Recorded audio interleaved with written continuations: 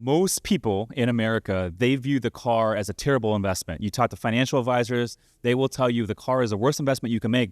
But for you, you found a way to make money with almost every car that you bought. You bought 15 cars, 13 of the 15 cars you've been able to sell for more than what you bought them for, and you get to drive them for essentially free the entire time. And these are not cheap cars. These are high-end, luxury, exotic cars. I bought 15 cars in my life. I made money on 13. I lost on 2. 13 of the 15? Yes. So which Ferrari did you sell for the most money, and what was the gain in exit price? I think the exit price at the end was between 100 or 120 total. 120,000 more than what you paid for it? And how long did you drive it for? We drove it for 3.5 years. Damn. So, which Ferrari was that? A Ferrari F12. All right, guys. Welcome to another episode of The Report. Today, I got someone special. I got someone who actually founded the Exotic Car Club that I'm personally a part of. This car club has changed my life, has changed my network and ability to network with higher net worth people that are thinking bigger, people that are thinking larger.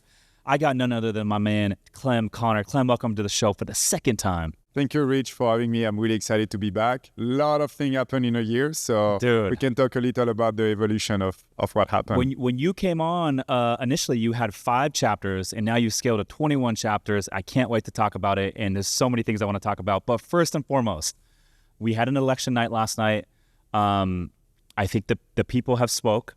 They don't want the bureaucracy. They don't want the red tape. They're sick of all the stuff that has been going on, shoving vaccines on people, shutting down businesses, all that sort of stuff. The people have spoken. They don't want it any longer. It was a landslide. Trump won. And so I think the economy is about to change. I think we're getting the country back, and I think this bodes very well for business owners, real estate investors, all that sort of stuff. But my question to you is, as a founder of Fastlane, do you feel like Trump winning the election is going to change the landscape for you and all of your members moving forward, knowing that a lot of your members are business owners, entrepreneurs? I don't talk about politics. I'm neutral. I live in California. I have a lot of members who are from both sides. Everywhere in the world, we have a lot of chat with a lot of debate. We shut down everything right away because as an entrepreneur, business owner of something that big, I have to, respect both my members. So don't want to say if it's good or bad. I think regardless for businesses, it's going to be good. But, I want to respect both opinions in Fastlane right now. Yeah, absolutely. Well, I respect that. So, dude, congrats on your new car that's coming here soon. Thank you. The brand new Lamborghini Revuelto. Tell me about that car, man. Yeah, so it's a pretty cool story because, O'Gara and Lamborghini, especially O'Gara, helped us to start Fastlane a couple of years ago. I was doing marketing for them, and they started to sponsor us right away when we started the club. And we had a really strong relationship with them. I had Ferraris, I had Porsche, and when the Revuelto came out, I was obsessed with it. Right away, I was like, this is a car I need to have. And with the relationship I have with Lamborghini, they helped me to get one of the earliest one. Really? So I'm getting the number 5 in San Diego, something like number 10 in California, and number like maybe 20 in US. So it's absolutely ridiculous. For the marketing, for the brand image of Fastlane, it's going to be really good. They invited me at the Lamborghini factory this summer. So we went with Nicole, my girlfriend, to visit it. It was really cool because we met corporate, we saw the car over there, we saw the manufacturer, we saw the marketing department, we talked about Fastlane. So it was a really, really good advertising for us. And this weekend, actually on Friday, I'm going to Thermal for the weekend in Palm Springs, where we're opening our next chapters. Nice. Invited by Lamborghini Corporate, all inclusive for the weekend. Wow. We're staying at the Parker. We're doing racetrack all weekend with Revuelto owners on Revuelto. It's not even my car. It's cool because I'm going to show up with one, but it's only people who have a Revuelto. And I'm going to meet people that I will have never had the chance to meet because that's the top tier of the customer of Lamborghini. It's a car that right now is really hard to get, and the waiting list is crazy. The market is actually way over MSRP right now, but obviously I'm not going to sell the car. But this car is a really good marketing tools for me. So right now he's going to Thermal this weekend to do the racetrack. We're going to have a lot of people, so they're going to respect automatically when we have the car. And after the car next weekend, he's going to Los Angeles. We have an event with like 45 cars so far. It's in 2 weeks, so we're probably going to get to 60. And I'm going to drive the car a lot in LA, park it on Rodeo Drive, park it at a restaurant. Sure. We're going to have fast lane logo everywhere. And, you know, I for sure going to get a few members in LA because of this car. I'm probably going to talk to more sponsors. That's going to open to like new doors. Last time I was driving my 296. I talked to someone who was interested into opening a chapter in a different country. So, you know, all these tools for the car is incredible. So shout out to Matt Newhouse for that from O'Gara in San Diego, who really helped me with the car. We're getting the delivery of the car tomorrow night. He's already at Enrico for PPF. We're doing ceramic coating on the car, the tinted windows, and be sure this car is going to be bulletproof, because it's going to be I had a story about a year ago. I was in Austin and I was driving an Aventador that it's completely wrapped, and a young kid came to see me and say, "Hey, is that the mascot of Fastlane?" And I'm like, I never thought about that. And I was like, no, it's just a member's car who give me the car for the weekend. He said, that's sad, because this car is a lot on social media. So I want to have a car that can travel the world and pretty much people recognize as they recognize Fastlane. So the new mascot of Fastlane going to be that. Also, owning a 1,000 horsepower car going to help me to attract members with more hypercar into the club. We can travel together, do hypercar rallies. So, you know, that's going to help to also push the club. A lot of things baked in here. One, I love that you said, hey, I'm using it for marketing purposes. I think this is one of the most overlooked attributes for any entrepreneur out there or anyone listening to this podcast right now, is when you go and get that nice car or you go and get that nice boat, if you use it right as a marketing tool for social media, it's going to get more eyeballs. You're doing live events, it's going to get more eyeballs, and you can use it as a vehicle to make more money. And so I love that. And then from a tax perspective, there's some tax loopholes baked in there as well. So it's a really good subject, the tax loophole. A lot of people ask me all the time, how do I structure? There is a video from the Stradman online, and he talked about the benefit to lease versus owning and everything. And I highly recommend this video. And pretty much just say, if you buy or lease a luxury car, like an exotic car, you should lease it, because it's pretty much a write-off because you're renting the car. So it's really good for your business, especially when it's marketing or someone like that with a YouTuber can use it to make for some content. If you have a car over 6,500 pounds, you should absolutely buy it, because you can fully write off the car, even the first year, where it's qualifies absolutely for code great. section 179. Yeah. If you buy a luxury car, an exotic car, you can only depreciate $25,000 per year. So pretty much on a $5,000 payment, let's say on a Ferrari, it's going to be about half of it. So it still has some benefit, but it's not going to have the benefits on leasing the car. That's a good question. I'm glad that you brought it up. So just to be clear, it's, as a business owner, if you're going to go buy a nice Lamborghini or Ferrari, is it better to lease it or to purchase it? It depends. If you buy it personal, you should buy it, because I think you're bringing more equity, especially if you buy a really luxury high-end car that is rare. For example, if you buy a Ferrari Pista that is $500,000 today, and you know that the car is going to appreciate over time, I will probably buy it. You have to know that you pay $50,000 of tax at front, the 8%. But the reality, if you keep the car 4 or 5 years, you're going to have more equity into the car, because you're going to pay less. The reality, if you change car every year, 2 years, 3 years like me, and you want to put it more on the business, and don't get me wrong, for example, my Turbo S is, I pay it personal. So it's not business oriented. I have another car that I pay, a Porsche Taycan that we pay personal. That's also really important, and it's another subject. But I think if you change every 2-3 years, especially on the high-end cars, where it's going to be $400,000, $500,000, $600,000, you don't want to pay the tax at front. You're going to pay it on the monthly, on the residual. Plus, you can put it on your business. So this way, it's going to be better. Yeah, expensive. And also, it's less liability for your business if something happens, because it's a lease. It's just a rental, pretty much. Okay, so to recap, if you were going to buy a new car every 2 to 3 years, and especially if it's going to be with your business, it makes more sense to lease. But if you're going to own this car for 5, 6, 7 years, it makes more sense to own it, right? Yeah, exactly. I had a regret. My F12, I leased it. I kept the car 4 years. He appreciated about $100,000, $70,000. In 4 years? Yeah, in 4 years. Wow. So it was crazy. What kind of car was it? A Ferrari F12. Okay, so what's the key to buying an exotic car? I've heard of exotic cars going up in value. I think we saw in 2020, in 2021 during COVID, there was a shortage of manufacturer, and obviously For obvious reasons. There was a shortage of just product out there, and car prices were jumping. But what's the key in today's climate where things have, somewhat stabilized from a supply standpoint? What is the key to buying an exotic car that will go up in value? So this is a really good question, and I will ask if my members are listening, come see me if you have a question when you buy a car. I'm not getting paid. I'm just happy to help, because it's a lot of opinion. I bought 15 cars in my life. I made money on 13. I lost on 2. 13 of the 15? Yes. And pretty much a lot of my car, people are like, how do you drive such a nice car? For example, my F12 paid for 2 years of my 296. My previous Turbo S paid for 4 years of my new Turbo S.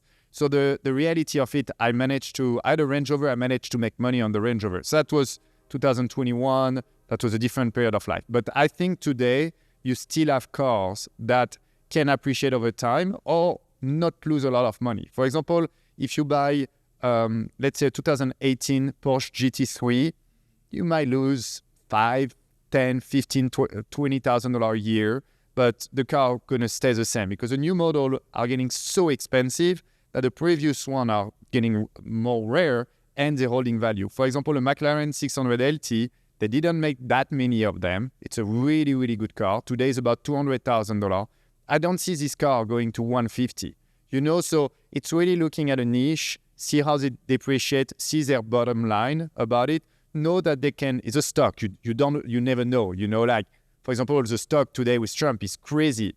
A week ago, we could not have predicted, or I would have bought every Tesla stock I could have had in my life. Yeah. But the reality is the car, you can somehow predict it. For example, if you buy a little older generation with a manual on certain model, you know about it. For example, the Ferrari Pista today, it's a $500,000 car. A year ago, they were about $420,000. So in a year, they appreciated about $80,000. You can drive the car, still enjoy it. We know that today's V8 twin turbo are doing really well over time. The flat six, naturally aspirated, doing really well. So that is also something that you want to keep a little in mind. And the hybrid tend to depreciate way faster right now. The American don't like electric. They don't really love hybrid. I think they're going to have to embrace that a little. So you need to find a niche and pretty much go into it. And, I got a Urus to get the Revelto I was telling you. Got the car and drove it pretty much for 6 months for free.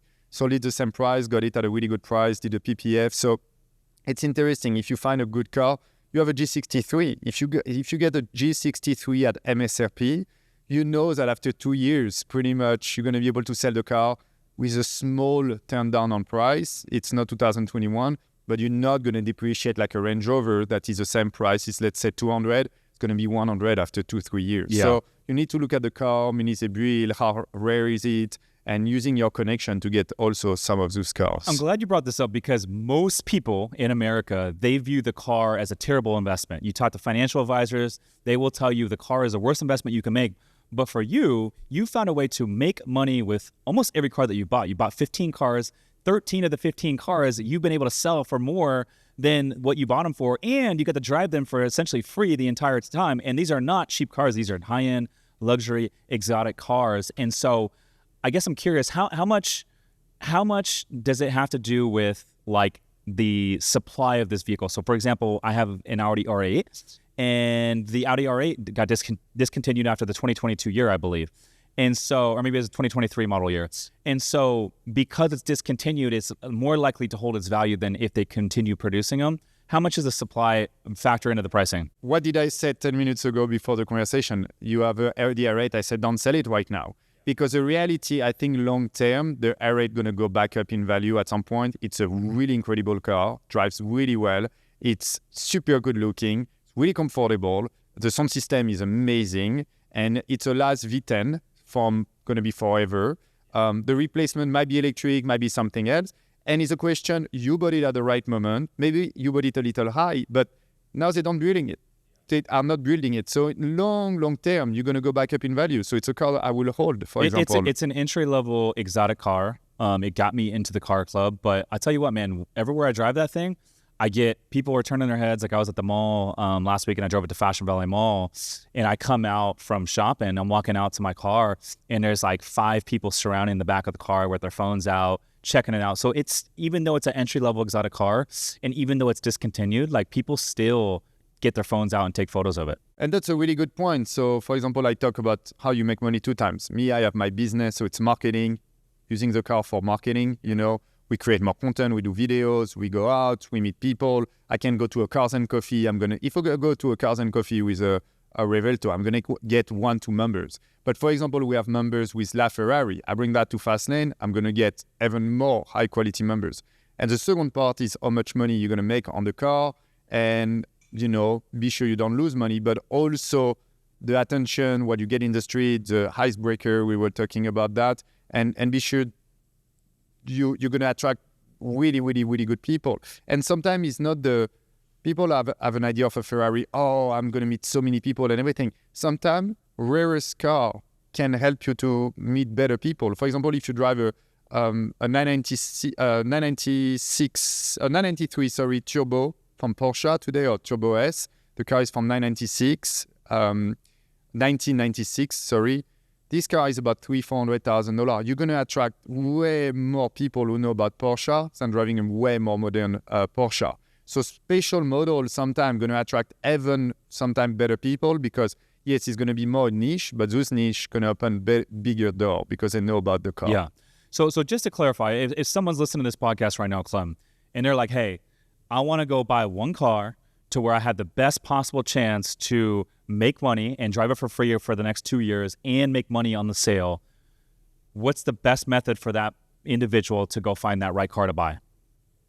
Go online, do your research, read a lot, listen a lot of podcasts. For example, Duke de Muro has a really good podcast about what car to buy or not. And I think every car has a budget. Under $100,000, I will say buy a Lotus. I think it's the best entry-level car for any young. For less than 100 grand? Yeah, for people who want to get into the market. Usually you don't really lose money on this car. Say the car name again? That's under 100 grand? Okay. The Lotus. And that's brand new, less than 100? No, it's used, but it's a really good entry car. I think what are those brand new? Maybe 120, 130. That's I don't want bad. to give from 100 to 200. I will get to Porsche GT3, Porsche Turbo S, a little slightly used, to 17, 18. So this one you're not going to lose a lot of money over time, and you have a really fantastic car. For 200,000, I will get 200 to 300. I will get maybe a 600 LT. I will get a 488 Ferrari, a 458 Ferrari. So this one will be a really good purchase long term, especially now with a hybrid. Ferrari doesn't have this V8, so long term it will be really good. And after you're getting into a ballpark where 300, 400, 500,000, people know what they are buying at that time, So I don't have to give advice, but there's so many good cars for every price point. I will take something. Would you throw the R8 in there for less than 200? Yeah, I think the R8 is a fantastic car. I had one. I made money actually out of it. You made money in that car? Yeah. What did you buy it for? What did you sell it for? I don't want to give, but I think we bought it for $235. We drove it for 7 months and we sold it for $232 or something like that. So if you include tax, papers, and everything, was really, really good. Especially it was a high-end one. I did marketing about it. I made new members. I went to Audi Club. I took it to Cars and Coffee. I really enjoyed it. We did some content for Instagram, YouTube. So the car literally paid for itself, and it was a cool experience to have one. Out of the 13 cars you drove for free and sold for a profit, which of those 13 cars made you the most money? The Ferraris, for sure. So Ferrari, if you're at the right place at the right time, they can go up like crazy, really fast. That? Because it's demand and supply. For example, during COVID, you could not find any Ferraris, and my 488 went up about 100K, the F12 100K, and the F12 was different. I paid the car for 3 years. So when I was at the end of my 3 years, the check was really, really interesting. When I sold my 488, I needed the money. It was a little different. It was 2021. Business was hard for everybody. Before we had this big rebound. So this time I sold it a little faster, but if I hold the car... Business is about to get easier here in the next 4 years, man. I know you don't want to talk about it, but it's about to get easier. It's for in real estate, it's going to be really amazing. So, but it's for every budget, that's good. But the cars that I always love and is the Porsche Turbo S. I had 4, and I think it's the most reliable car, a perfect car for a rally, perfect car for a drive.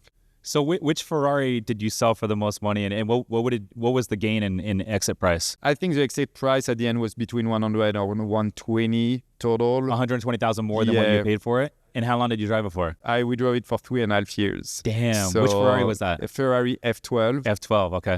Was really unique because it was the last, so they made it from, I think, 13 to 17. And which year was this one? 17. I sold it with 9,990 miles. It's really important to know where you are on the mileage with Ferrari. And the car was a triple yellow, and that's a really rare color. The paint job is $40,000. So every people who have a triple yellow fight for the car. So when we put it on the market, in 1 week, we got 4 offers. So at that time, we were just playing. And I remember the dealer called me, was like, oh, put it down 10K. I'm like, no, the car will sell. And he sold in about 2 weeks. So what's the reason everyone wants the triple yellow color? It's triple layer of yellow. It's really rare. It's the yellow. Not a lot of people know, but it's an original color from Ferrari. They change it so later. It's classic color. So it's a classic color. If you look at the logo, it's yellow. So they changed it after when they were racing in Europe. Each country had a color, and that's when they attributed red for Italy. But at the beginning, the original Ferraris are yellow.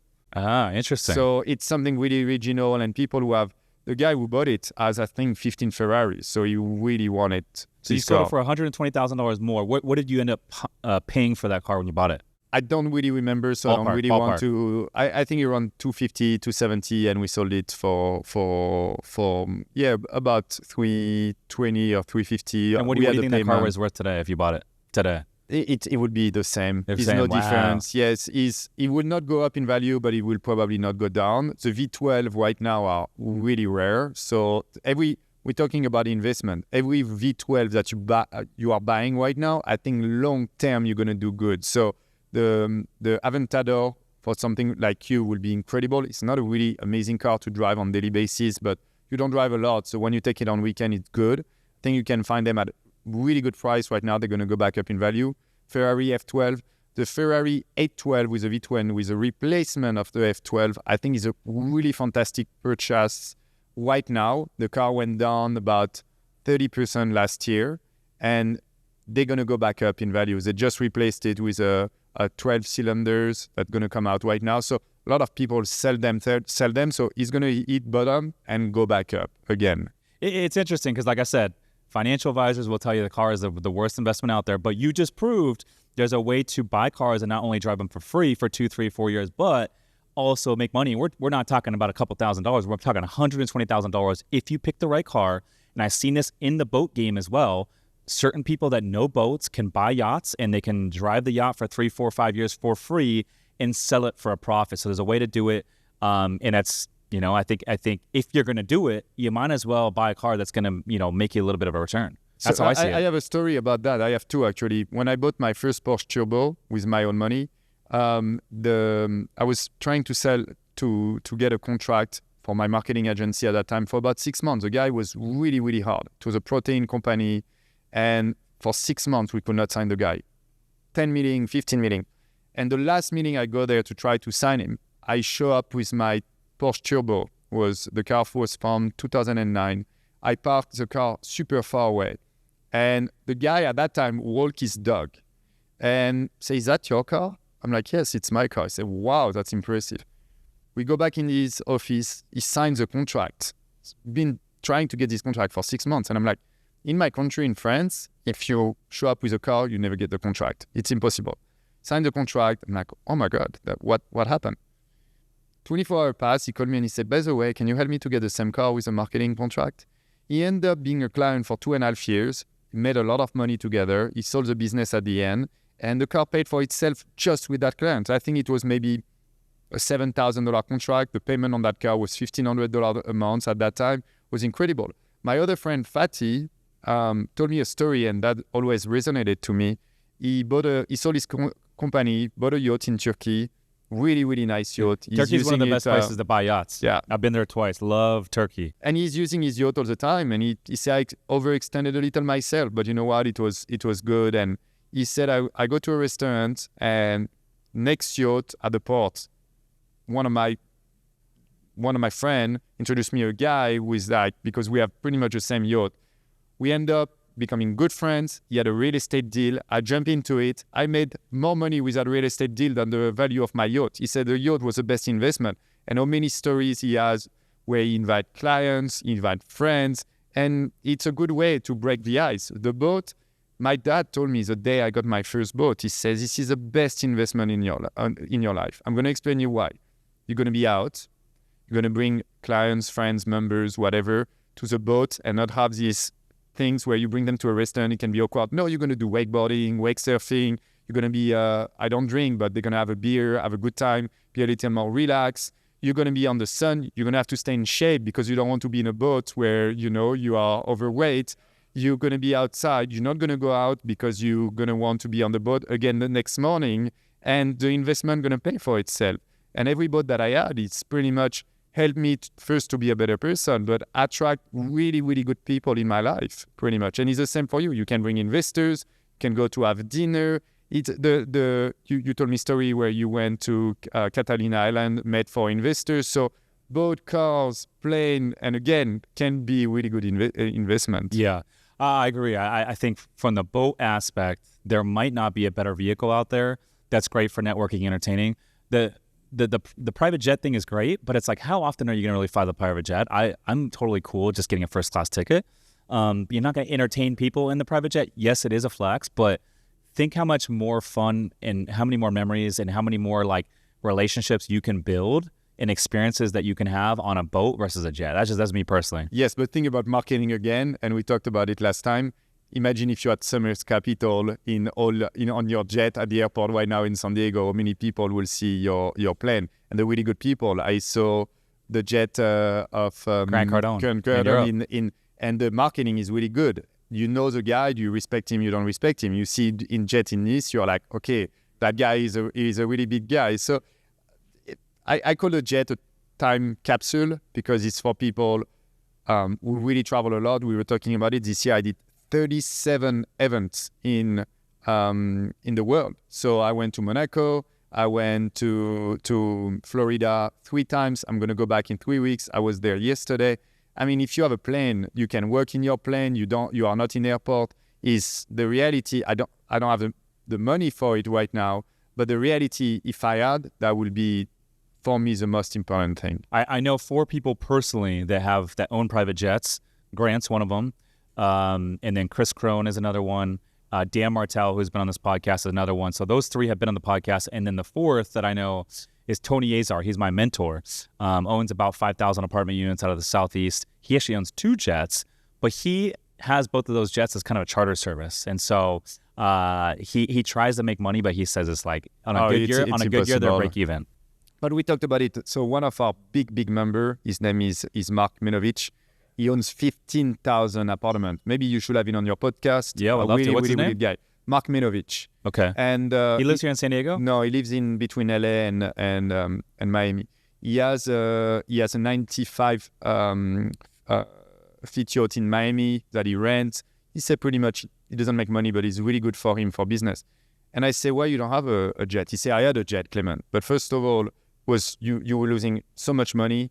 When you had the jet for half of the time is at the shop, you cannot rent it, so you're losing money. And it's way more fun to have a boat. You can have as many friends as possible, business opportunity. You can sleep in it. You can travel to the Caribbean. I mean, it's way better. So I have about, I would say, 50 to 100 members who have jet not in San Diego, in Fastlane in the world. You have 50 members of Fastlane that own jets? Yeah, probably. Oh. But that's the top, pretty much 3% of Fastlane members. The reality of them. Anyone in the San Diego chapter own a jet? Oh, a few of them. Yes. Okay. I have crazy story with jet owners. Like one of them had a watch. I called him and I said, "Hey, one of your watch getting delivered in Carmel." He said, "Okay, let's go in 1 hour." The jet was ready. We flew for the day. We came back. He did the same when I sold my business about it. So that was really, really, really good. We flew for the day. Like we have a few, and it's funny because he's not the people who are going to flex on social media. He's not the people you're going to see the most to events. They're really not hard going to catch get up. attention. No, but the reality is like they and those people use their jet a lot. Yeah. A lot. Yeah, I got invited a couple weeks ago to take a private jet from Carlsbad Airport out to Scottsdale to shoot some content. One of my buddies, Kurt, Captain Kurt, who was on the podcast recently, but he like runs like a jet charter service. He's a pilot. And he was like, hey, dude, if you want to shoot some content, he goes, I got a dope private jet. I can fly you from basically Carlsbad to Scottsdale. We could shoot a YouTube video, shoot some content. Now I was like, dude, I wish I could, but I'm too busy to just take a joyride like that on a weekday. It was a Wednesday morning, so I didn't do it. But yeah, it's interesting. You start hanging around people that have the jets and these yachts, and it starts to become more and more of a normal thing. Real quick before we move on, and we were talking about that. The important is obviously to be motivated by those guys, but not try to impress them. What is really, really important, because you have the motivation and after you have the flex. And the problem, those people are so big compared to us that it's really important to show that you have different, lifestyle and that people understand. So everybody wants to be friends with other people, and obviously you have different tier, but you need to be motivated by them and not try to be like them. That's really, really important. So what's your take on that? I mean, I always talk about getting in rooms where your dreams are others' realities. It's the quickest way to level up your life. Do you think it's like, what are the pros and cons? Do you think it's good or bad to hang out with high net worth friends? It's incredible. I mean, the motivation, I'm 90% of the time, I'm the stupidest person in the room. That the reality, those guys are like a good motivation. They help me a lot, really good advice. The important is not try to impress them and understand that those people are on different calibers. For example, the guy who has LaFerrari in Fast Lane, he's number one in the listing of Ferrari in Beverly Hills. I would probably never be in his level. This is so big that, yes, you can work really hard and you can get close to it. But what is important is that you get motivated, but you not get eye-blinded. And I know a lot of people who are like trying to flex by spending a lot of money. You asked me the question before, you say, why you're not having more cars at the moment? Because I don't want to live above my means. I think having 2 good cars, sometimes 3 is good, but not get to the 5, 6, 7, 8 to try to impress people. The reality, you can only drive 1 car at a time. If you drive 1 good car, people don't know if you have others. So it's really important to really do the distinction between be friend with those people and invite them sometime to dinner, invite them to things, but not be there to like try to flex in front of them, because 1, they know, and 2, you are not in the same game. That guy Mark, for example, who has 15,000 condo, if I start today, I will probably not reach him even in years. He started when he was 20 years old. But that guy has the best advice for fast lane that I can hear about it. Last time he gave me an advice that was really smart. I was with a really successful real estate guy this weekend, and we heard something from a chapter that they didn't have enough events, and he came up with an idea, and he said, why you don't put a honorary president for each chapter? This person, we are voted for 1 year, he can get maybe sometime free event, free membership or things like that. And he doesn't run the club, but he does catering events sometimes. He's like motivates member to come. He's going to feel the sense of responsibility. I didn't come with that idea. My really successful friend gave me this idea. I introduced that to some owners this morning. They said, Clement, this is the best idea we heard in years. So, is those small little change in a business can change everything. When we started to implement more women in Fastlane, more drive and everything, it's not like we did that naturally. At the beginning, it was an idea to say, how can we have more, and implement it came with some idea from external. I listened to it, I processed it, we implement that, and we see what is working or not. And sometimes we try to do things in Fastlane. For example, if I do happy hour in Fastlane and it's free, people don't show up. Ask me why, I have no idea. Last time we did a happy hour with some members, and we try to do things that are a little different. Sometimes it works, sometimes it doesn't work. But at least those really successful people can come with small ideas that's going to change. And I'm sure you can tell me stories where, on your boutique hotel or mastermind, someone said, hey, just do that. And that changed your whole business. Oh, totally. Much. Sometimes it's the messaging. It's the way you frame certain things. Just tweaking a couple words in the messaging can be the difference between being mediocre and just like, hey, having a ton of like sales, you know what I mean? So it's big. The one thing I'll say about being in the right rooms. For me, I'm a big fan of it. Every time that I've leveled up my network, I've leveled up my life.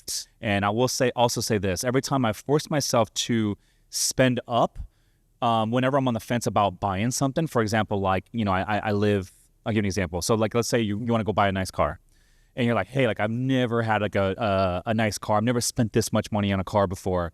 I don't know if I should do it. I'm like, no, go do it. Because if you're meant to be in this game, it will force you to think bigger and you will figure it out and it will change your perspective. And so where I live, like I live in a really nice spot right now. My rent is it's like quadruple what it ever was. And my spot right now is quadruple of what my previous place was. And I was like, for a little bit, I was like, I don't know if I should do it. And I ended up doing it. And it was the best thing that ever happened to me because it allowed me to think bigger. It allowed me to change my perspective. It allowed me to increase my network. And so it made me more money. Exactly. The boat's another one. And it's a confidence that you're going to have to yourself. Driving a nice car, having a nice watch, dressing well. I say to every people, invest in yourself the way you dress. You and I, we dress the same. You're never going to see me. Look, I wear a black t-shirt, a jean, black shoes. I'm not going to be here. It's like small change can make you believe in yourself, meet good people, and really attract that. And on the room, is really important also to not forget your other friends, the people that you are motivating, you know. I have a lot of friends who are not as successful, who cannot be in fast lane, but I'm never forgetting those friends. I'm hanging out with them, I'm motivating them, I'm helping them. This is really also important to not just have mentor, but to be the mentor of someone that needs help, because a young entrepreneur can arrive tomorrow and say, hey, Rich, I want to open some hotel. You're going to change his life, and he will help you at some point beyond what you can imagine. So those one are important. Being on the room where you are not the smartest, but sometimes being in the room where you're going to help all your friends on both sides. Totally. You never know who you're inspiring out there. And I'll also say this, is like each time you level up your life, like I feel like life gets overwhelming before the level up. And so for anyone listening to this to where like, hey, like things are overwhelming right now, I'm like, no, it's a good fucking thing. If you're feeling overwhelmed, that's a good thing because it means that you're about to level up. And each time you figure out the keypad to get through that challenge that you are currently facing, you will always unlock a new door and find a new level that opens up a whole new room for you. And each time you level up, that's the new baseline. So when you go get that nice car, that's the new baseline. When you go fly first class, that's the new baseline. When you go get that penthouse, that's the new baseline. When you go get the yacht, that's the new baseline, right? And so each time you do that, it's like, okay, that's the new normal.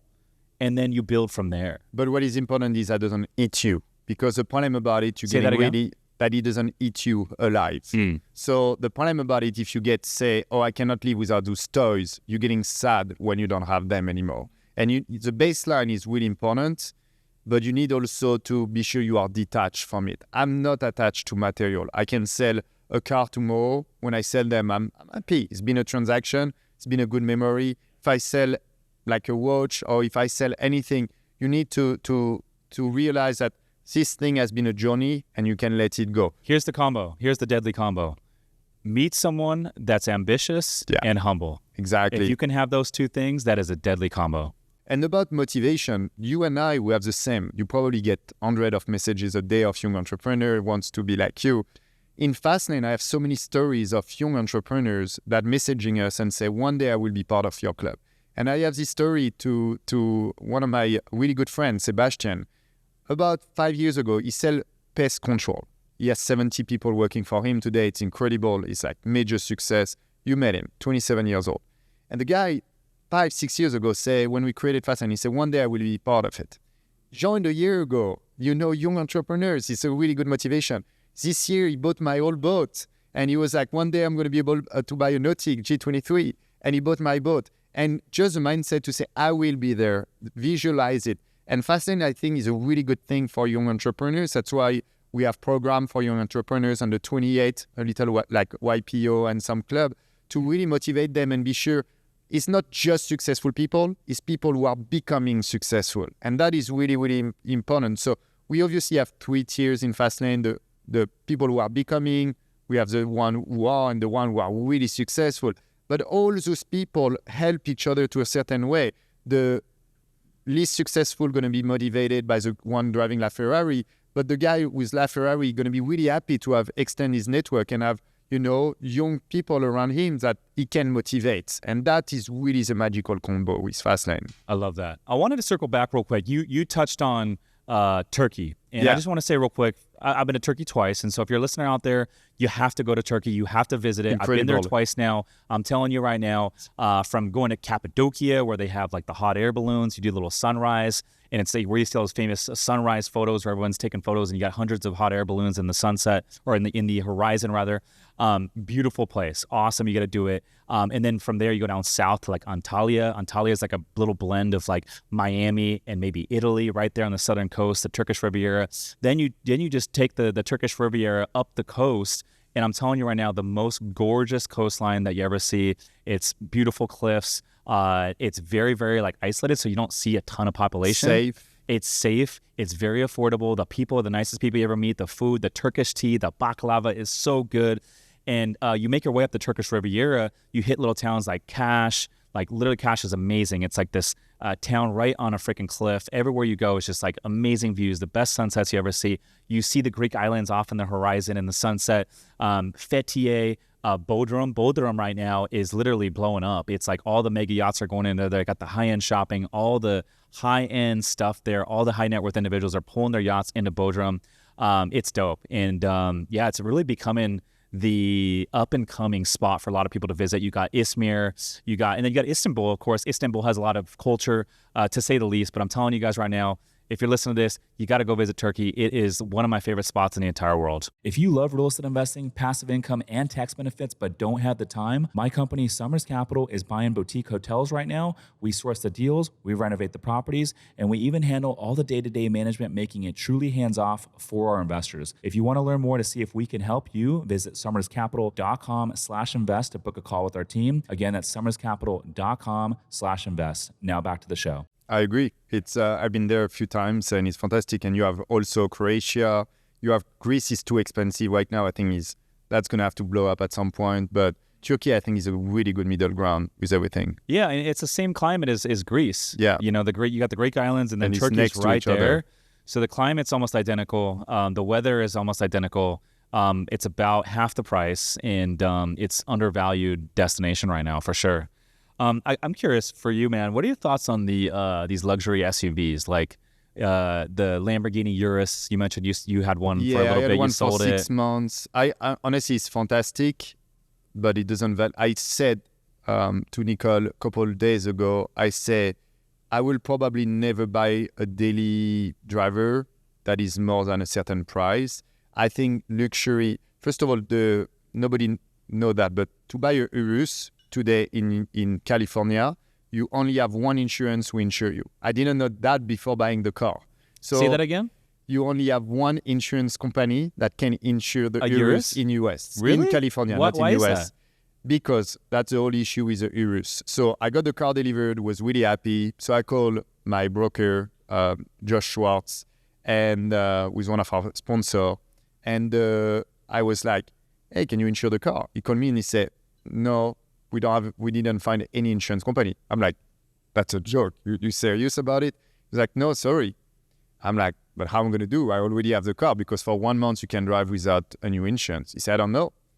So I called O'Gara. I'm like, how are we going to do? And they pretty much told me only AAA. So I called AAA and I was like, hey, can you find an insurance? They were like, yeah, it's $1,000 per month. I'm like, no, I'm not paying $1,000 per month. They said, so don't get the car. And what they explained me with the Urus, people use it as a daily driver when it's an exotic car. So when you crash, when you have an accident, the car has so many robberies that pretty much the parts and everything are way more expensive. So no insurance are covering Urus in California. It's really dramatical. The other thing we talk about devaluation, the Urus was really strong for years. Right now it's a lot of them, so it's going down. And I think if you have all the means in the world, the Urus is one of the best cars in the world. I love it. If I have to choose one car for the rest of my life, it might be a Turbo S or Urus, because it does everything. I can take it to Fastlane. I can bring it to really cool events. I can go ski with it. I can go off-road with it. I can go, you can technically pull a boat. I will not do it, but you can. So the Urus is incredible. But spending 270 to 280 on a daily driver, I think it's a waste of money. You know me, I drive a Ford Raptor for every day. I want to be low profile when I drive around. Wait, hold on. You still drive the Ford Raptor? Yes. Really? That's one of your 2 cars? Yeah, I have a little more right now. How many cars do you own right now? Right now, I have 4. 4 and Nicole and I, we share 1 car. Okay. So you have 5. So I have 4, but the 296... You're just telling me you don't want to have more than 2 cars. You got 5. The 296 is for sale, and Nicole's car is Nicole's car. So the Turbo S is here to stay.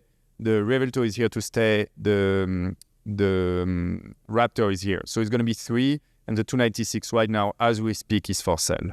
Dude, I got to be honest, man. When I got the G-Wagon, I drove the Urus and the G-Wagon. And for me, I didn't feel like it felt like a real SUV. Like it just kind of felt like a kind of a cross. I get it. Like a crossover. When I drive the G-Wagon, it feels like a real SUV. It's heavy. It feels like bulletproof. And then when you close the doors on G-Wagon, it feels like you're closing like a door to like a bank safe. It's very heavy. The Lamborghini Urus, I didn't have that same feeling, and I felt personally, I was like, if I'm gonna buy a Lamborghini, I'm gonna buy a real Lamborghini, not a fucking crossover. You know what I mean? I get it. The problem with the G63 on my side for Fastlane is a awful car. It's a what?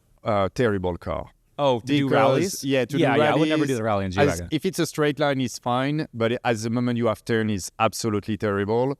And the reality, the Urus is perfection. It's really a great car. And when we were during COVID, the car was pretty much $3,000 per month on the lease. I might have kept that for a really long time. Right now, with the interest rate, the price of the car, the insurance... It doesn't make sense. Didn't make sense. I didn't lose money on the car, driving it for 6 months. That car helped me to get a Revelto really early. I'm blessed for it. I wish I could have kept it. Didn't work. But I was saying also last week, right now you can start to find Urus for 130, 150. We were talking about the investment. If you want to have a car that does everything, you want to have a car for your kids, your wife, travel and everything, buy a Urus with 20, 25,000 miles. The reality is the car is an Audi. You can do whatever you want. It's an Audi RS Q8. And it's a car that's going to be really good. Still qualifies for code section 179. It's essentially the Audi QRS8 is essentially the Urus. It's a poor man's version of the Urus, right? Correct. Yeah. And you can do for also, 100,000 less. Yeah, but for the same price, to be honest with you, I will get a Cayenne Turbo S. Right now, you find a 2021, 2022, you find them for 100. This car is hybrid, so you can drive about 20 miles per day on full electric, so it's going to be really good. And the reality is going to be as fast as a Urus, more comfortable, more discreet for every day. Because don't forget, when you drive a Urus, you are high target on the road. So that's kind of also the What do you mean when issue. you say high target? Like, I understand people are going to get their phones out. They're going to, like, do a double take. But, like, when you say hard target, by, like, police officers? No, robberies. Robberies. Really? Yeah. Like, really? It's, Why is that? High-end cars right now in California is complicated. I'm really careful. Now, what would be... There's no difference between driving a Urus and a Huracan, right? You're still going to be a target, right? Yes, but it's a little difference because the Urus, somehow you're not going to have the impression that you drive that. The other one, you're going to be a little more aware of your surrounding. So, for example, when you drive a Ferrari, a Lamborghini, or whatever, if I drive back home, I'm going to be really careful around. You drive a Urus, you're like, oh, it's a daily driver and everything. Yeah, it's not that also, big of a it's deal. a little higher. Soccer moms drive the Urus. I will not want my wife to drive a Urus around. No. What about a G-Wagon? Yeah, maybe more because, first of all, the windows are better. It's more safe. Safe if you have kids in the back. Exactly. I don't think anyone... If you think you're going to get in a car accident with a G-Wagon and win, I think the G-Wagon's going to run a lot of cars over. You know, one of my dream cars it's a G-Wagon Square. What's that? It's a high... that's the high-end version of the G-Wagon, right? Yeah, I mean... It's like the $400,000 version. Yes, exactly. Yeah. This car is incredible. If you could pull a boat, I will have that it's sexy. heads down. It's sexy. Let's talk about attention. So if you want to get every attention in the world, you drive this car around Los Angeles, San Diego. Every people are going to take their phone out, take pictures, ask you what you are doing. That's a really high one. What I like about the G is pretty much it's timeless.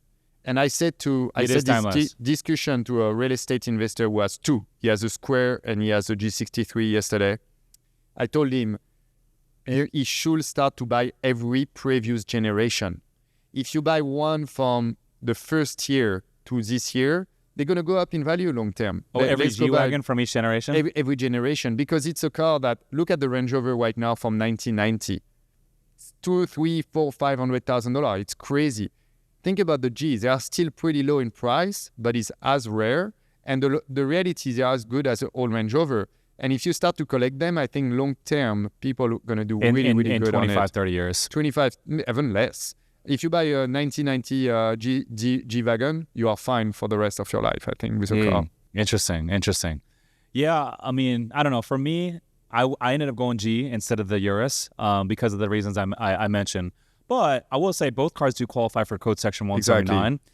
And I will say if you are looking for an SUV like that qualifies for code section 179, the worst time and the best time that you could probably buy that car is probably at the end of the year. It's the best time because you're going to get some last minute depreciation, but it's also the worst time because dealerships know it, that people are looking to get some last minute bonus depreciation. And so they will actually mark up their SUVs and their cars that weigh more than 6,500 pounds, knowing there's going to be a big spike in demand. Yes and no. Okay, because the reality at the end of the month, at the end of the quarter, at the end of the year, every dealer and every salesperson getting a bonus. Oh, and like the biggest bonus is the last month of the year, because let's say, I give you an example. If you sell 100 Mercedes or if you sell 150 or like 101, your bonus can be double. I give you like a rough number. So they're going to do anything to qualify from the bonus from Mercedes, from the bonus from that dealer, from that brand to get it. So I think the best time is from November 1st to end of December to buy a car. That is true. I used to sell cars back in the day. This is back in 2004 or 2005 when I was in college. Massey Nissan. And yeah, that is true. And you, it's about volume. Last day of the month and last day of the quarter, we would even get rid of cars at a discount because, you know, we might get a bonus for getting out 20 cars for the month. And then it's like, hey, if you're at 18, 19 going into the last day, it's like that extra car or two might mean the difference. So you getting a bonus and not getting a bonus. I'm going to give you an example. My lawyer was looking for a really specific car. It's a Boxster GT. Boxster RS is really rare. And with my connection, I ask a lot of people. I'm connected to like 20 Porsche dealership. And this car right now trades for between $50,000 to $100,000 over sticker. So I call over sticker? Over sticker. That's about what the G-Wagon is. About $50K over sticker. Exactly. Next time you want to buy one, call me. I will help you. Dude, I never knew this was a thing. Yeah. I went, when I was buying the G-Wagon last year, I ended up getting one that was like a year old. It had 5,000 miles, but Carlsbad Mercedes had a brand new G-Wagon. It was listed online for like 200 and something thousand, low 200s.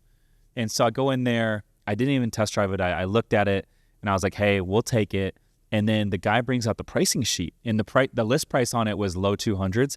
The price that he came out with was $50K over the sticker. And I'm like, dude, what the heck? He's like, yeah, this is what we're selling them for right now. And I was like, I didn't know that was a thing, that they go on their website and say, this is the price. And then you go in there, but it's $50K markup. So next time I will help you. What you do, you call 10, 15 dealers. Usually at the end of the year, end of the quarters, they want to sell one. So the story with the Porsche, my lawyer wanted to get one. We found one in Santa Barbara, and it's last month, end of October. And he said, look, I have one, no over sticker, but he has to buy it before the end of the month. Otherwise, we don't get our bonus. But their bonus is not money, it's more cars. And unfortunately, he could not go there in person to get the delivery of the car. Lost the car, and the car, he could not sell it at sticker. And he would have made a lot of money. So the point about it, sometimes they're getting like, not automatically money, but they can get more cars or something. So the incentive for those dealers are really, really big. Yeah, I can imagine. Dude, when you came on the first podcast, I didn't know anything about the car club. I didn't know anything about it. And I went into the interview with like an open mind, and you were telling me all about the club and like the networking events and the parties and the rallies. And I was like, dude, right after the podcast ended, I was like, Clem, I'll want to join. And so I joined. I think I joined the same day. Yeah, same day. I like to take action. When I want something, I just go do it. And so I like to move quick. Money likes speed. Poverty likes indecision. And so I joined, but I got to say, dude, I've met a lot of good people. Being in that club, I've made a lot of good friends. And like all badasses. Like the majority of the folks in there are like good human beings, but like really doing badass shit.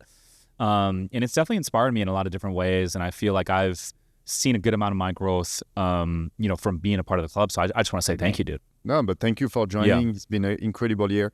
I had the best time of my life with you on the yacht this year. You took your boat too. It was really cool. We had four so boats. That was nice. We took the fast lane boat too, so that was pretty nice. We got the deliveries the day before. We have a partnership, as you know, with M2 and Nautic. They delivered me the boat in 2.5 weeks to have it for the yacht party, so that was pretty cool. And you know what I like about Fastlane is like the vending process. So you have an interview, you have to be voted to get in. I was with some members of Orlando this weekend, and they told us they went to a rally on Sunday, and they said, Clement, it was all over the place. They let everybody get in. It was absolutely terrible. And we had dinner on Sunday, and they said, thanks you and thanks God for venting people, because we obviously it's not everybody's perfect, but I would say 90% of the people around the world have the same energy. And of course, it's going to be different line of business, different line of people, but the reality is they all have the same passion for cars, for networking, for watches, for entrepreneurship, for, traveling. And that's really what is important. You can travel today to DC, Austin, Vegas, Miami. It's going to be the same line of people because we know who we want and who we don't want in the club. Yeah, I like that. And I think the cool thing about these groups, and you just nailed it right there, is like people that are moving the needle, people that are growing, people that are like forward thinking and like live a life of abundance, they have a certain energy about them.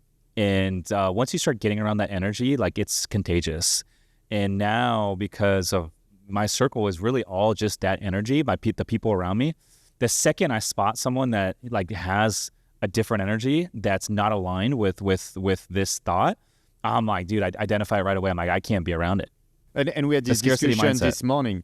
In 2 minutes, 10 seconds, we know who we will accept in Fast Lane or not. So the way their body language, the way they present, the way they talk is really important to visualize it. We were talking about people who are going into a car dealership to flex in front of their girlfriend. Same idea. We have people who are like, okay, they're just going to be here to flex, and we don't want that. Yeah. Speaking of that, dude, you mentioned this before we started recording, and I found this very, very interesting that I want to share with the listeners. Is you said there's a red flag for people that work at the dealerships. If someone comes to a dealership to test drive a car, a nice car, we're talking Ferraris, Lamborghinis, Bugattis, and they bring a girl with them, it's typically a red flag for the dealership because that guy is most likely just trying to flex and impress the girl. Yeah. And again, if he's married, they're going to know it's different. You're not going to try to impress your wife. She knows you. But if you go and it's a random girl, it's going to be there. The dealership going to laugh so hard. They're going to say, come back, And I think if you go, we had this discussion, but I love to have my girlfriend on a car delivery. I will not go spec the car with her. I go with my best friend. I go with my business partner. I go with someone who that's a fun time. I just go with the dealer, and it's different. If you go to there with a girl, usually you're not going to buy the car on the spot. You're not going to do the financing in front of her. All these things are pretty boring. So if you do that in front of a woman, you didn't understand anything pretty much. Yeah, I could see that. And to be honest with you, not all girls are going to love going to a dealership because it's time consuming, right? You're driving different cars, you're going over different specs, you're going over different trim options.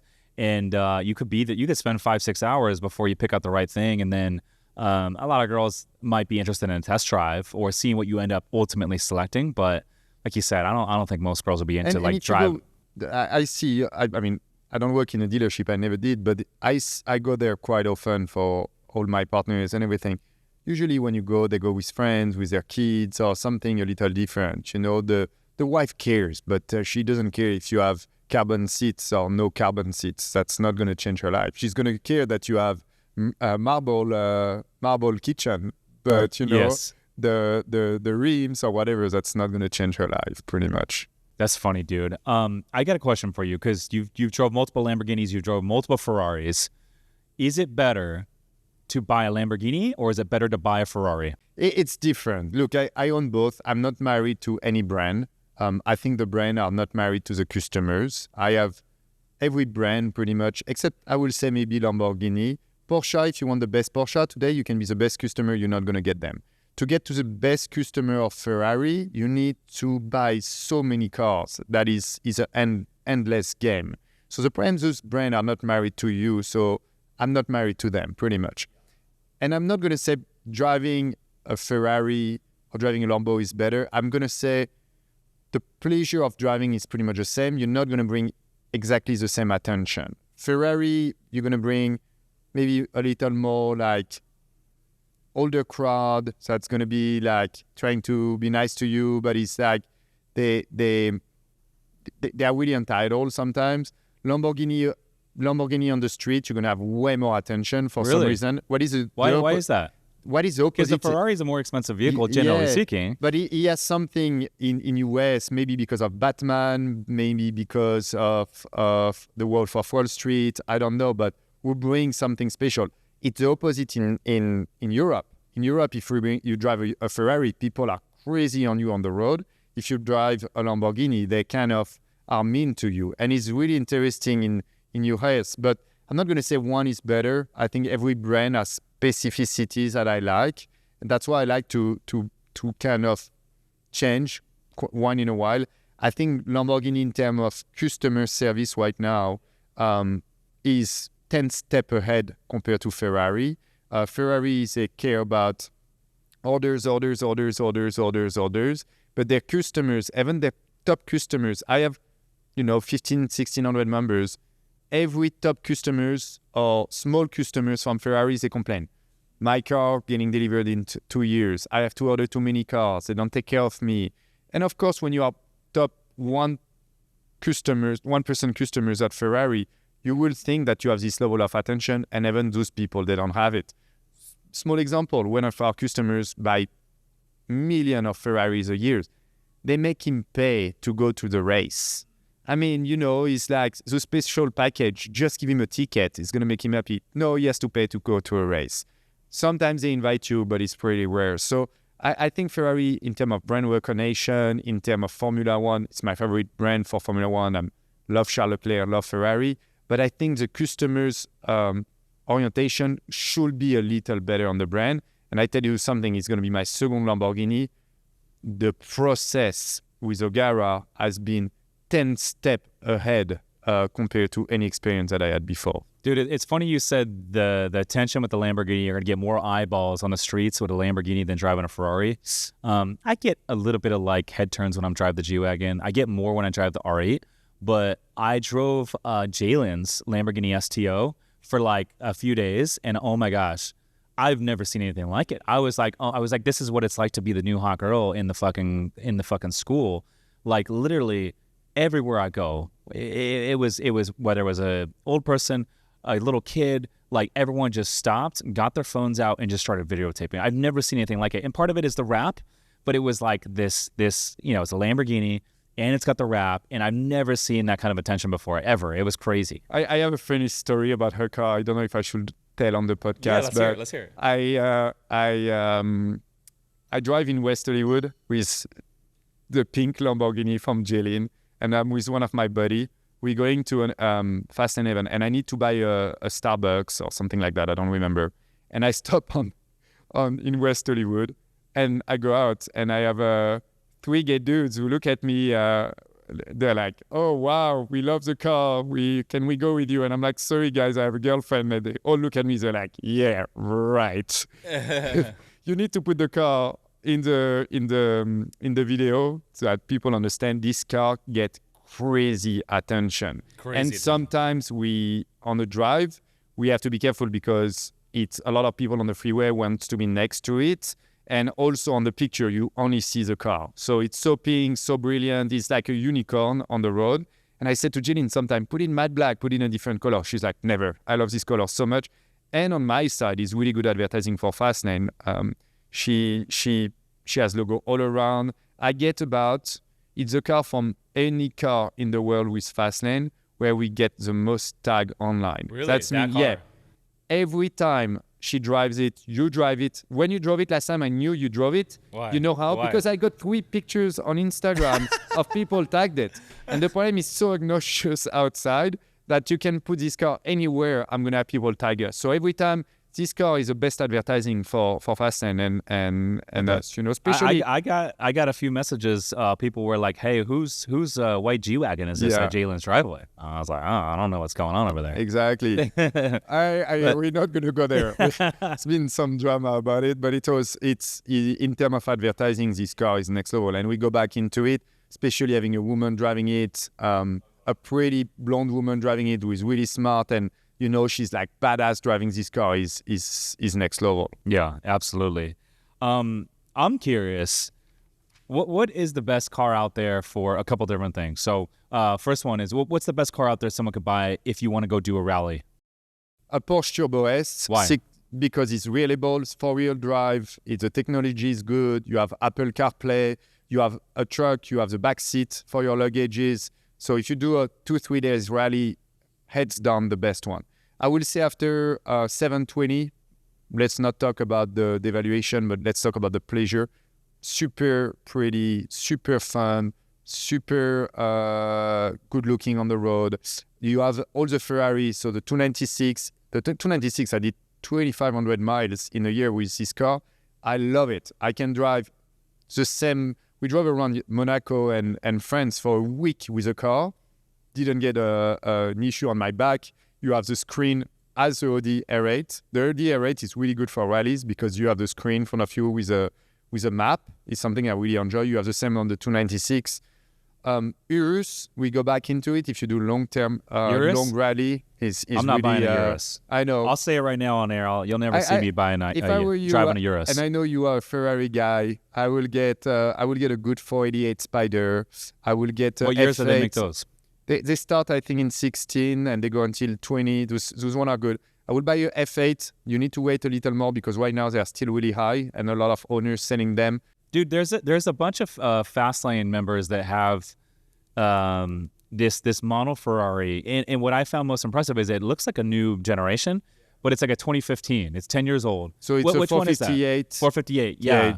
458. How much can you buy a 458 for? You buy it for depend coupe. I will say 200, 220. And the body style looks brand new. Yeah, but it's old. The reality for rallies, we talk about it. You don't have Bluetooth on first generation. You don't have Apple CarPlay. You don't have. Sometimes you cannot even connect your phone. The car, like the brakes and everything. You like technology. I know I you. do, yeah. So I gotta have the bells and whistles inside. So for me, one thing I don't like about certain exotics is certain exotics, like their cockpits are kind of like vanilla, kind of stripped. They look dated. They look tired. To me, I'm like, if I'm buying a $300,000 car or one day a $400,000 car, I want to feel like I'm sitting in a $400,000 cockpit. And so I like the bells and whistles. I like the technology, all that sort of stuff. And so the 296 is magical for that. The technology is amazing. The steering wheel is a little hard to use, especially on a drive. But when you get used to it, it's not better. It's terrible. But they got better on the new Ferraris. But the technology is amazing. On the Turbo S, the sound system is incredible. It's really easy to use. So it's something for me. Can you imagine I did probably this year 35,000 miles. I did 37 events. For me, a sound system is really important because I spend so much time in my car that I need a really good sound system. By the way, the Lamborghini Huracan STO has the shittiest sound system I've ever heard in my life. I'm like, what? How much is that car brand new? 400, 450. But the $450,000 car brand new, and the sound system sounds like a fucking Pinto. Like a Honda Civic has a better sound system than this $450,000 Lamborghini. Yeah, so I drive this car with my headphones. You drive it with your headphones? Yep. Why can't they put a nice sound system in? People are spending $450,000. So you talk about what is the best car Doesn't make any sense. Rallies. It's not a rally car. This is a racetrack car. It is beautiful for the racetrack car. I took it on the racetrack because of Jelly. The STO is? Yes. You don't have a truck. Now the Huracan, like Technica, and some of the other model Huracans, they have nicer sound systems? Way better. So it's just it's a weight thing. Yeah, and even the issue with STO, to be honest with you, I cannot even connect my phone. So you have to turn off the car, connect your phone every time. Last time I gave up. I just put my headphones. I was really happy with it. And the STO has no luggage space. So last time Jeline gave me her car to go to LA, she was taking another car, so I drove her car. I had a car following me with the luggages because the reality of it's you don't even have a truck space. It's a video we went viral last week. I need to find this video for you of a guy for 10 minutes trying to close his trunk on a STO with his luggage, and he could not. The reality is that's the best car for racetracks. This is not the best car for road trip. So you need to really do the distinction. At the opposite, the Technica, the Evo, those cars have are really fantastic. high-end sound systems? Really? Yes. Okay. High-end, I would not go there. It's so not it's as not good as every your R8. Lamborghini. It's just the STO. Correct. Okay. But apparently, and I didn't get my Revelto, I didn't test, but apparently the sound system is pretty horrible, and it doesn't Well, have then just upgrade it. Yeah, but you lose a warranty. So I'm going to see how I do. And the second issue that he has, he doesn't have an upgraded sound system. He doesn't have the Apple CarPlay. So that's an issue also. I bought a $500,000 boat, and this thing is brand new, $500,000, and the sound system was fucking shit. The first thing I did was replace the entire sound system, inside and outside, and oh my gosh, it makes such a big difference. But I'm just surprised, like, why do people want to spend that kind of money on a car or a boat and not have a good sound system? To me, it's a no-brainer. So have you been to the Fastlane Paragon? It almost makes the driving experience or the experience of driving a boat or a car that much better for the customer if the sound quality is legit. So why the fuck wouldn't they just spend another $5,000 and do it right? So on the Fastlane boat, on the vessel, go here is the best sound system. What Fastlane boat? The Paragon, the G23. The Nautic. Is that your car? Or is that your boat? Yeah. We're calling it the Fastlane boat now. Okay. Yeah. I like it. So I like we have logo everywhere because we have a partnership with Nautic and M2O. Okay. So the wakeboard boats have the best sound systems. But this one, you have 4 subs, you have 18 speakers. When you wakeboard, you hear the sub. When you surf, the thing is almost vibrating because you get the arch speakers going back. Yeah, that's really, really incredible. Yeah, it's funny because when I pull up on the boat now, like if I'm pulling up to the dock, if I'm pulling up to Catalina, I'll crank the music, and people know like we're pulling up. So now you have a good sound system. Oh, it fucking bumps. It's got the arch speakers in the back that face down towards the water. So if you're out in the water of the toys and all that sort of stuff, people know you're there. And it hits hard, but that's what I want. For sure. No one wants to get in a boat and not be able to hear the music. Yeah, absolutely. For sure. Well, dude, I appreciate you coming on the show, man. Big fan of everything you're doing. And I'm excited to follow on your journey. I'm excited to see where you go next with this whole Fastlane thing. It's changed my life in so many ways. Where can the folks get in touch if they want to learn more? If there's a listener listening to this and they're like, hey, I want to join Fastlane, where can they go? Yeah, so, Fastlane since last year grew up to 5 chapters to right now it's 17. We're going to be at 21. So this journey to scale has been incredible. Don't forget that when you join one chapter, you can go to any chapter around the world, including Monaco, including Miami, including LA, everywhere. So pretty much your network going to be so big, so fast. And, you really going to meet people that you will have never had the chance to meet. So go on our website, fastlandedrive.com. Go to our social media, YouTube. Our YouTube blew up about a month ago. We talked about that with Lauren when we arrived. YouTube is a really hard game. Instagram, go to Fast and Drive. We are everywhere on Fast and Drive. And we want to meet you. We want to be friends with you, travel the world with you, and share good time together. And I'll say this, even if you're not a big car guy, like I'm not a big car guy, I joined for the networking. The parties, the events are like second to none. Like you're out on the yacht, you guys have really, really cool events, nice properties. There was a party at Andrew White's house back in April. It was your anniversary event. You guys had who was it that came and performed? You guys had a old school rapper come out, Twister. Twister came and did a special performance. We were supposed to have Ja Rule, and he had an issue last minute, really? So we had Twister. Was really good. And we raised $50,000 for Make-A-Wish Foundation, So Rolex gave us a watch. That was pretty cool. So we had it's a good journey, and people are here for the fun. So Thank you so much for having me, Rich. I'm excited to be back maybe next year, and we go from there. Of course. He's Clem Connor. Rich Stormers listeners, thanks for tuning in. We'll see you in the next one. Peace.